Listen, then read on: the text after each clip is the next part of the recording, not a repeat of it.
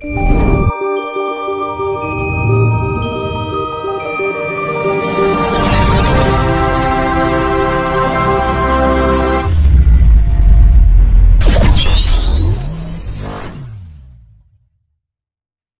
sudah tenang, bisa menemukan titik yang namanya pusat dari, ya akhirnya barat ini batu ditumpuk-tumpuk itu seimbang. Jadi untuk menatik yaitu ya namanya spiritual ya kestabilan, keseimbangan, balance. Kalau kita sudah untuk mencapai balance itu ketenangan dulu. Kalau sudah tenang kan balance, ya kan, seimbang. Karena di dalam kehidupan ini penuh dengan goyangan, vibrasi. Nah, vibrasi kita kan banyak kan, dari faktornya kan banyak. Nah, untuk mencapai keseimbangan itu akhirnya apa? Tenang, seimbang, balance. Kalau sudah balance kan temukan kedamaian loh mas, timbangan loh mas, keadilan, iya kan. Kalau kita sudah menemukan keseimbangan kan terjadi keadilan di dalam diri kita. Nah, wis adil kan tentrem loh mas. Ini banyak pakar dan ahli geologi bahkan ahli astronomi mengatakan bahwa akan terjadi megatrust di tahun 2030 mas, dan kemungkinan untuk Nusantara negara kita ini akan terjadi kemarau yang sangat panjang. Pandangan Mas Tinus bagaimana? Kan dulu saya pernah bilang ya, dulu itu kan aku bilang gini, jadi kayak ada pergeseran medan magnet, ya kan, antara kutub utara dan kutub selatan. Nah, ini nanti mempengaruhi goncangan air samudra, ya kan. Nah, pecahnya kutub es, nah itu mengakibatkan pemanasan global. Nah, itu butuh proses beberapa tahun untuk pemulihan kembali. Tapi kan di Jawa kan masih beruntung kan gitu, karena apa, di Jawa termasuk Nusantara itu termasuk daerah yang berkelimpahan air kan ngono lah. Kehijauannya dari apa namanya Nusantara dan Jawa ini khususnya itu kan juga luar biasa, nggak kayak di negara-negara lain kan gitu kan. Makanya kan leluhur kita ada bilang, yang dibilang itu kan sok bakale Cina Londo kari sak judu, Jawa kari separo kan gitu. Ya itu diambil, yaitu tadi ibaratnya separuh itu kan 50%. 50% itu tergolong adalah Asia Tenggara. Nah, sak judu itu dalam arti 2%. Cina Londo dari sak judu itu 2%. Jadi kumulatif dunia 5% kan gitu. Makanya kan di dalam Baratayuda Jaya Binangun antara Kurawa dan Pandawa 5, Kurawa 100, perbandingannya adalah 5:100 kan gitu. Jadi ya ibaratnya 100 ya dari 5 gitu aja, 5% dari 100. Berarti intinya akan terjadi pengurangan manusia secara besar-besaran mas. Nah, makanya itu kan kita persiapkan sedini mungkin. Jangan terlalu berlarut-larut tergiur dalam kesenangan duniawi. Yang kesenangan duniawi memang mengenakkan, ya kan. Kita bisa ini, bisa itu, ya kan. Nah, itu malah kita kalau terlalu keduniawian, akhirnya kita menjauhkan dari sifat rasa bersyukur kan gitu. Makanya kan ya lebih kita mengenal diri kita sendiri, karena zaman sekarang itu krisis identitas diri, akhirnya apa, krisis kemanusiaan, ya kan. Wong dosa karepe dhewe nggak peduli yang itu akanlah merugikan buat orang lain atau enggak, yang penting untung. Nah, sekarang agak gitu lo gue cangon, ya kan. Ibaratnya wong Jawa ki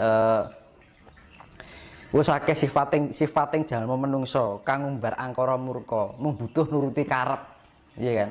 Mung butuh nuruti karep. Iya kan? Jadi wis ora memberikan sifat yang wis ninggalake rasa sejati nih. Rasa sejati ini dalam sudah meninggalkan jati dirinya. Jati dirinya adalah sebenarnya adalah Tuhan itu sendiri yang ada di dalam diri kita. Makanya ketika kita menemukan jati diri kita, maka kita akan menemukan Tuhan yang ada di dalam diri kita, ya kan? Identitas diri kita adalah Tuhan sebenarnya. Makanya kan di dalam sesi jenar, yo engson kang jumeneng ana, yo Gusti engkang jumeneng ana ning jiwa ragaku. Makanya diarani orang Jawa bilang manunggaling kawula lan Gusti. Itu sebenarnya itu. Tuhan itu ada di dalam diri kita kan. Tapi kita rasakan keberadaan Tuhan kan gitu. Dengan cara apa? Kita mengenal jati diri kita sendiri. Bahwa jati diri kita sendiri adalah sifat Tuhan. Tapi sekarang orang sudah tidak mengenal jati dirinya. Karena apa? Sudah terbelenggu oleh kenikmatan dunia. Ya kan? Makanya wis akeh sifating jalma kan seneng ngumbar angkara murka, padha ninggalake roh sejatine kan. Mung butuh nuruti karep. Kalau orang Jawa bilang kayak gitu. Hanya butuh untuk mengumbar karsa itu. Akhirnya apa? Karsa itu mendunia. Ya kan? Dan Jawa ini sebenarnya menuntut untuk mengenal jati diri. Karena apa? Bangsa ini terlalu larut lama ketergantungan dengan negara lain. Ya kan? Alat transportasi impor, ya kan? Alat komunikasi impor, ajaran impor, apa yang nggak diimpor kan gitu. Tapi keberadaan kekayaan yang dimiliki oleh Jawa sendiri nggak hanya ajarannya, alamnya, ajarannya itu juga murni kan gitu. Nah kadang-kadang orang kita Nusantara itu kurang kreatif gitu loh. Apa-apa serba impor, ya kan. Jadi terlalu lama larut dengan ketergantungan dengan negara lain. Bahwa kita kekayaan alam kita sudah lengkap, nggak kita manfaatkan, malah diekspor, ya kan. Masalah obat-obatan, loh, yang ada di sini nggak ada di luar negeri, ya kan.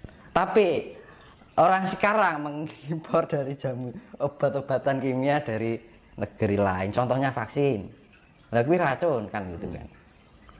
Sebenarnya nggak usah itu pakai kemampuan tradisional herbal di Nusantara ini, kalau mau banyak gitu loh. Nggak usah impor mas ya. Nah, seharusnya kayak petinggi-petinggi ini mengumpulkan para tabib Nusantara gitu misalkan. Para tabib-tabib dari Kalimantan, Jawa, Bali, Lombok, Sumatera, jadikan satu. Tabib-tabib ini, negara kita terbebas dari virus kebal semua, ya kan? Orang luar negeri bikin virus apapun lepas, ya kan? Nggak mempan. Tapi kenapa nggak dimanfaatkan? Karena apa? Negara kita ini sudah terlalu lama terlarut dalam ketergantungan dengan negara lain. Tidak pernah menggunakan kekayaan-kekayaan yang dimiliki oleh negara ini. Kadang-kadang kurang kreatif gitu loh. Apa ya kok hanya selalu dipikir sana. Nah, jati diri Nusantara ini sudah hilang. Ya kan? Kekayaan sudah diberikan kelimpahan, ya kan? Jenis obat-obatan serba ada, rempah-rempah ada, ya kan? Makanya makanan di luar negeri serba hambar, karena apa? Rempah-rempahnya kosong, nggak kayak di sini. Kalau di sini kan makanan gurih kan gitu kan, renyah, ya kan? Ada rasanya gitu. Loh. Nah, makanya kan dibilang penduduk atau umat Nusantara ini kehilangan jati dirinya sebagai orang Nusantara. Tidak hanya dari level sudra, level raja-raja dalam arti petinggi negara ini wis orang gagas itu, nggak peduli dengan jati diri Nusantara. Katanya ingin menjadi suatu negara yang harus menjadi ada di dunia. Sekarang gini ya, nggak usah jauh-jauh kita berpikir tentang kejayaan Nusantara. Asal usul Nusantara aja dilupakan kok. Nggak usah asal usul dulu, asal usul diri aja loh, nggak tahu gimana akan memperbesar Nusantara. Kan sepele, nggak usah kita terlalu berpikir jauh. Karena apa? Kriteria Nusantara yang sebenarnya ketika manusianya itu mengenal jati dirinya, begitu juga mengenal jati diri Nusantara, berbagai budayanya dan kekayaan alamnya. Apa kita sudah membangun ini sudah cukup selesai? Enggak. Karena iya kan? Di pesan saya sih kita lebih eling lan waspada ya Bang. Dibilang eling lan waspada itu kan eling karo pangucape ya kan. Eling dengan pikiran apa yang kita pikirkan, eling dengan apa yang kita rasakan ya kan. Kita harus menjadi pribadi yang mempunyai sifat-sifat Tuhan. Jadi harus sifat Tuhan itu include di dalam diri kita. Jadi segala kehidupan sehari-hari, dari perilaku kita, pola pikir kita, pola rasa kita, pola ucapan kita harus diarahkan pada hal yang sifatnya kasih, kan gitu. Karena ini yang dibilang masa penyaringan, biar kita nanti terselamatkan dari yang namanya bencana besar. Bencana besar pasti akan terjadi, gitu. Nah, untuk jadi jangan sampai kita posisinya itu tidak siap, kan gitu loh.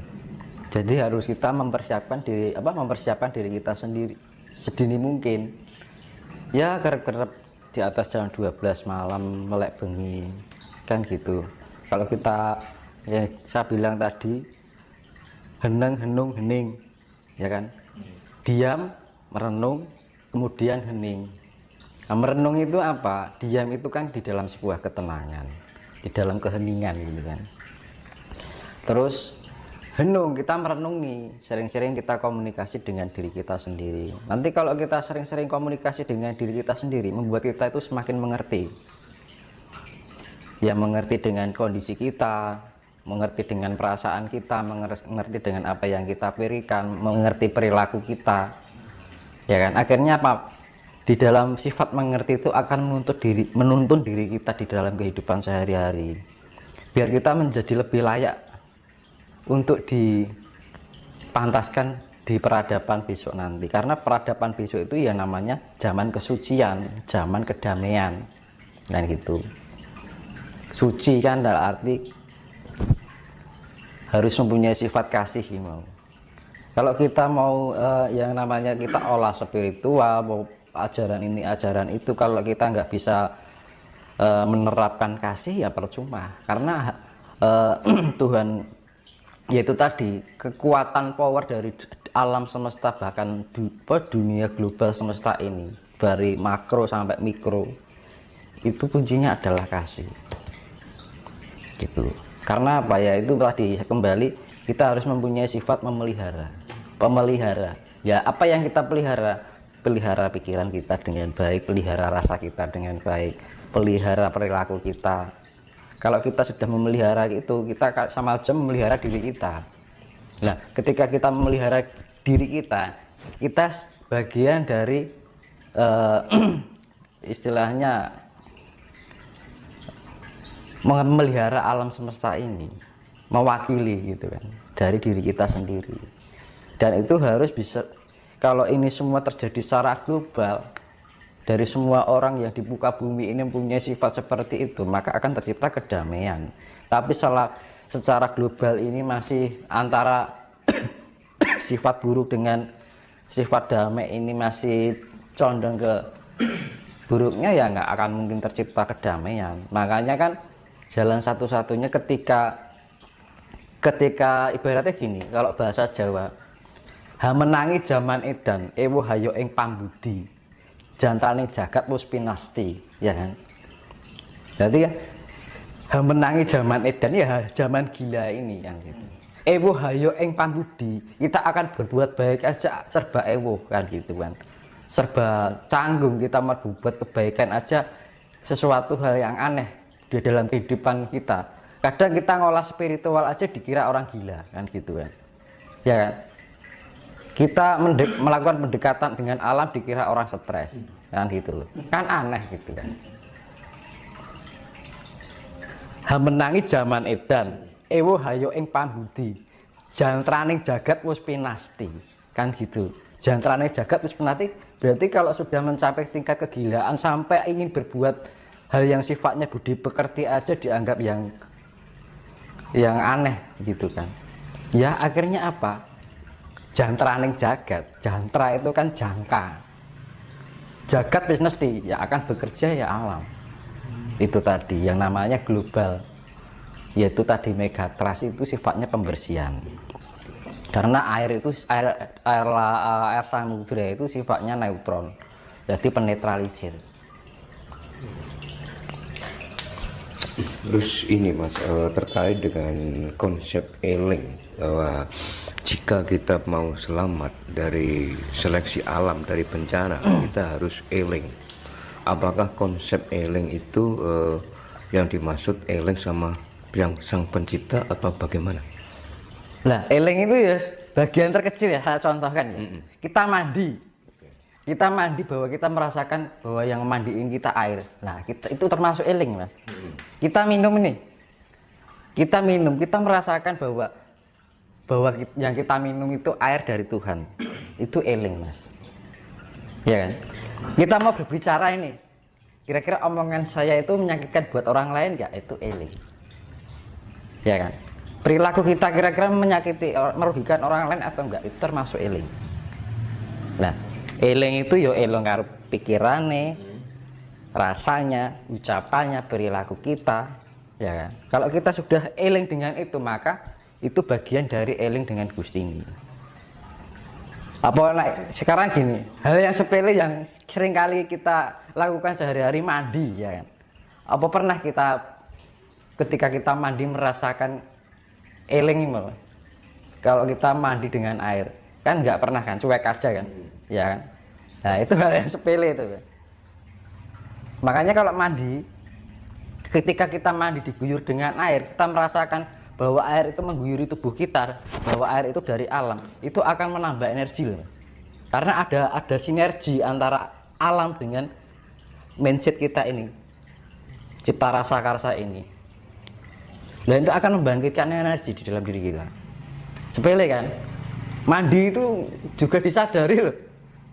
Makan pun juga, ketika makan itu kita sadari, ini nasi ini dari hasil bumi. Saya sadari kita setiap makan nih, jangan asal makan aja gitu kan. Tapi kita rasakan ketika masuk ke rohani. Nah ini akan sinergi nanti dari kekuatan bumi yang masuk ke tubuh kita. Itu akan membangkitkan energi. Sebenarnya gitu. Kalau kita ya dari namanya eling itu kan menyadari ya. Rasa rumongso itu eling. Dan waspada juga lagi, waspada dengan ucapan kita. Ya sama aja sebenarnya.